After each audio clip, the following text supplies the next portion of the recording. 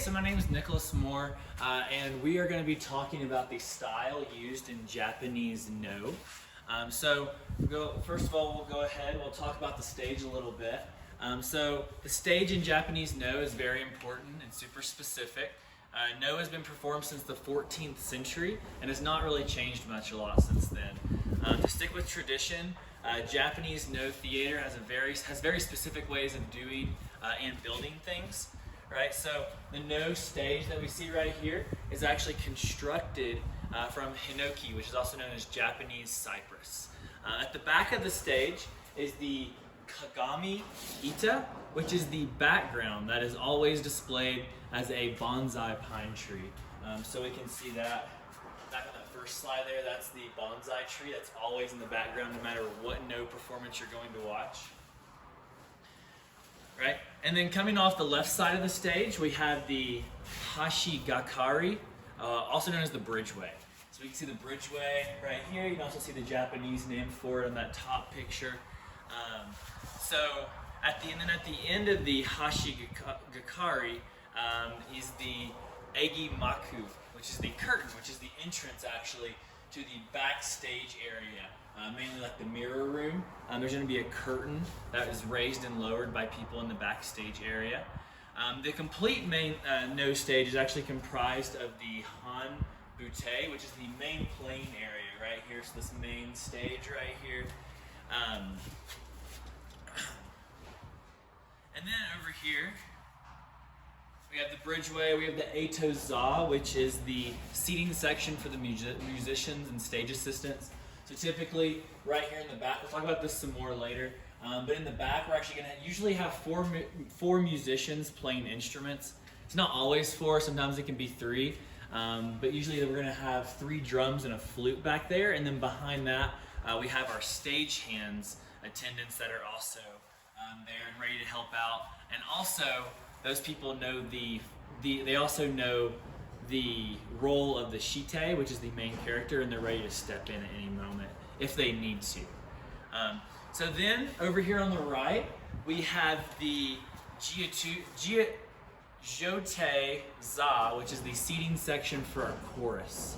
We'll talk a little bit more about the chorus later, but the chorus is actually open and the audience can see them the entire time. They're just right over there to the right. So traditionally, No is actually performed outside, but today it's typically performed indoors in what we call No theaters. But it's still produced outside as well. But a lot of those productions have moved indoors. However, to keep with traditions, all No stages are actually built with a roof and a bridge with a handrail, no matter if they're inside or outside. So, a couple more important things about the stage. We have the shira, which are also known as columns, right? So if you look right here, you can see we have 4 different columns. We have the shite pillar on the back left. We have the flute pillar on the back right. The siding pillar on the front left. And we have the waki pillar over on the front right, right? So, since the shite wears a mask while performing, the columns are super important tool for our protagonist, which is the shite, to gauge where their location exactly is on the stage. You know, so the sumi bashira is a particularly important marker, which is the eye fixing column, and that's going to be your siding pillar. You can also see its letter C right up there, and that's going to really help them be able to figure out where they're at on stage the whole time, because they don't have very good peripheral vision in their masks. So we already talked a little bit about the Kagami Ita, which is the tree that we have in the back a little bit, or on every single performance that is done in No. And we also have 3 more of those, which are back here on our bridgeway on the left side of the stage, right? So those 3 more trees are actually, as you're coming down the bridgeway, they get bigger and bigger as you come down to kind of add a depth of effect for when the actors are coming down that bridgeway and they're looking over that direction. So we talked about the seating for the chorus over here, right? That's called the Eto za. I won't cover that again, right? We already kind of went through that. But we also call those chorus people the jiite za over here. And then the back of the stage, we have the musicians like I talked about earlier, and those are called the heiashi, or also just musicians, right? Let's see. And then over here, we mentioned the mirror room, also known as the Kagami no Ma. The Kagami no Ma, or the mirror room, is located behind the curtain entrance, and that's where the shite puts on the mask, being used for the no. This is also where the musicians play and warm up their music before they get going. Kind of like just the dressing room, basically, is what the mirror room is. The audience seating is called the kinsho. So the audience seating area in the no theater, there are actually 3 different sections. We have front. Can't really see it on this picture. Maybe the next one. Here's some more up close pictures, right? There we go. You can kind of see it in this picture right here. So we have the front, which is this area right here, and we have the front middle, and then we have the side seating, right? Front, usually the most expensive. You're right there, you can see everything. You get all the action right there in the front. The side is best for watching the bridgeway, so if you want a good, if you know that the no play you're going to watch has a lot of action on the bridgeway, you might want to get side seating so that you can see over there on the bridgeway the entire time. And then the middle front, which is this little corner over here, it's going to have the, it's going to be the cheaper seats because you're going to have that pillar, a siding pillar right there in the middle, kind of blocking your view sometimes. But really, they're typically small stages, and most of the seats are pretty good, no matter where you're at. So now we're going to talk a little bit about the instruments that are actually used in a no performance. The instruments are super important.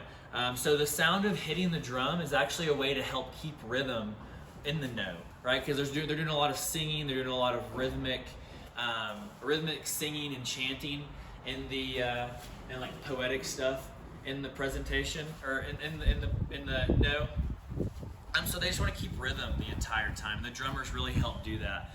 The drummers also use their voices to create drum calls, which are used before hitting the drum to help adjust timing and drive the rhythm for the whole performance. So the sounds yo ho, yo e, ya, and others can be heard from the drummers while they're playing through the performance. And then other than that, so we have 3 drums typically, sometimes 2, but there's always just one fu or flute, right? And the flute's played in 2 different styles. The first is unmatched. Oh wait, here, I should probably turn the slide there. There we go. So the one flute, one shoulder drum, one hip drum, and one stick drum, right? Also, these are also, the flute's also known as a shibyoshi. So the first is unmatched playing mode, where they actually play independent of the rhythms the entire time of the drums. And the other style is where the player follows the rhythm of the drums. But every flute is actually made very slightly different. Some longer, some shorter. But typically that flute player is going to pick which flute they think fits the performance, the specific form of performance they're doing that day the best. Right? So they usually have a whole bunch of different flutes that they can choose from. Now we're going to talk about the vocals, right? So for the vocals, we have our main characters, our protagonists are the shite, the shore, the waki, and the waki shore, right? And then also on the vocals, we have the chorus here. So the shite is the protagonist, like we talked a little bit about earlier, and the shure is the supporting actor to him, right? The waki is the antagonist, and the waki shure is the supporting actor to the antagonist. So they will actually, their main focus of singing is to actually sing to move the story forward. That's what they're doing for the most part. So while the shite and the waki sing to move the story forward, what we call the ji-ute, also known as the chorus, right? They sit in 2 rows on the right side of the no stage, like we talked about earlier, and they sing as an accompaniment to the dance, or sometimes for the inner thoughts of the shite. They can also sing in the first person, as the Shite actually, in response to questions from the Waki. However, they are not characters in the performance at all. They're just kind of trying to set the setting and kind of help the main actors move the story forward, but they're not moving the story forward themselves, right? Typically, the No has a pretty slow pace with formal movements. No performances are meant to kind of slow an audience's heartbeat and breathing rate down and kind of remove them from their everyday life, right? Because you don't want to be thinking about their life while they're in their No performance. So they're just trying to slow everything down. And so you'll find actually in No plays, the singing is typically really slow and methodical and typically really poetic, but there's not really a whole lot of melody going on there. They're kind of just talking about when narrating what they're doing for the most part. So essentially the role of the chorus is to adjust the tone and to be clear with the timing to control that overall feeling that you're getting throughout the performance. So as far as like singing styles for the characters, there's two main categories. You have the Gojin, which is a non-pitched singing style. I have it linked right here. We'll watch a short clip here in a second. And then we have the Gojin is non-pitched singing style that is classified as like kind of solemn and dynamic. And then we have the Yo-Weijin or Weijin, which is a kind of more melodic style that can be used to express sentimentality or beauty in the note. Right, so this first one we're going to watch real quick is going to be a Gojin, right? And the second one we'll watch is going to be a Yo-Weijin.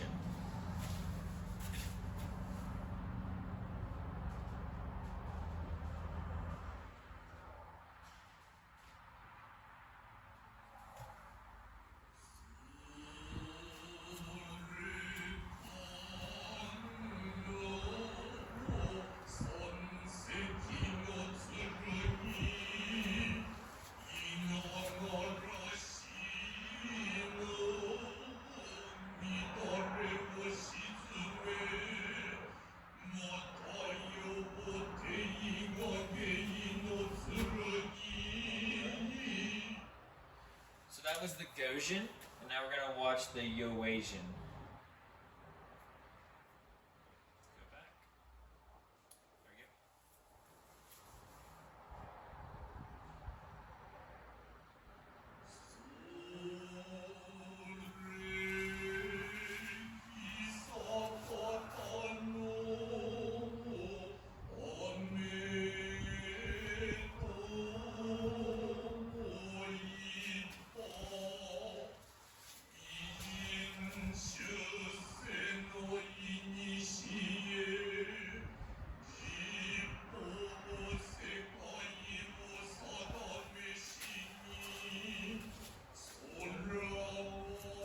There we go. Just a quick little clip.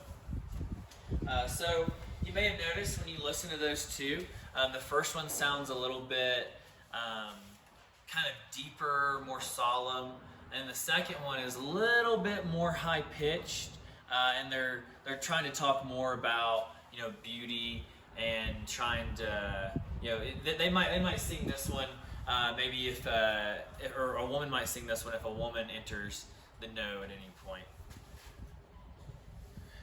So of course, you can't talk about No theater without talking about masks, right? That's like a central idea to No theater, right?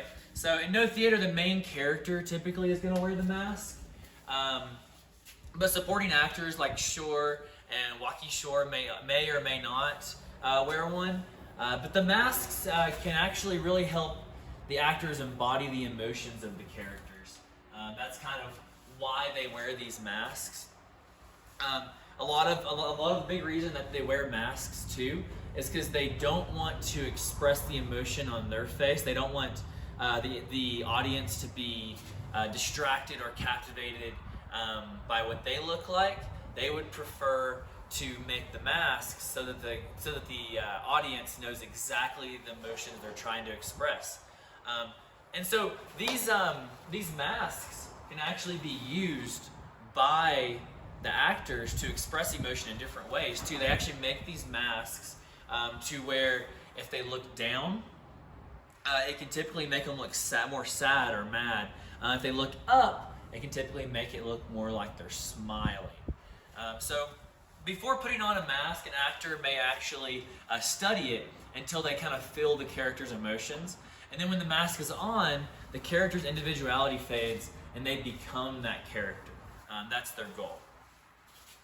So there are 60 basic types of no masks, which is kind of a lot, right? I can't fit them all in a PowerPoint. But these are the main ones. It's actually said today, though, that there are 200 or some dozen different kinds of no masks. However, some of the more generalized and common ones are going to be the Okina, or old man, right? The Jo, or elders. The Otoko, or a man, right? The Ana, or a woman, which is a really common one. The Kishin, or demons. And the Onryo, which is ghosts or spirits, right? Typically your old man is going to be more of like a kind of a god figure, typically. And it's a super common one that you'll find in like special and more almost like religious or spiritual no's. So there's actually no set mask for a role in any no production. It's actually up to the individual actor to decide what mask they think fits best exactly.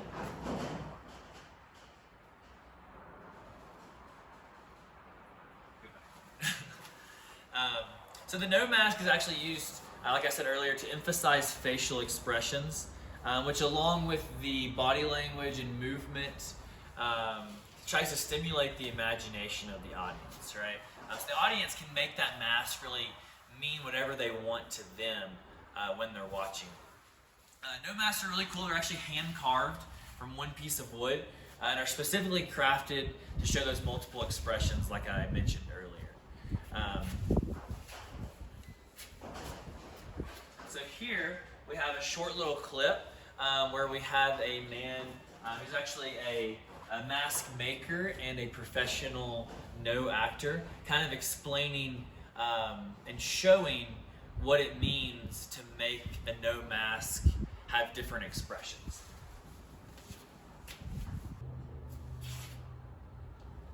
見た時にその人の顔の表情が見えてしまうと感じるものが薄くなってしまう。そこから深く入っていけない。仮面だとどこまでも深く入っていける。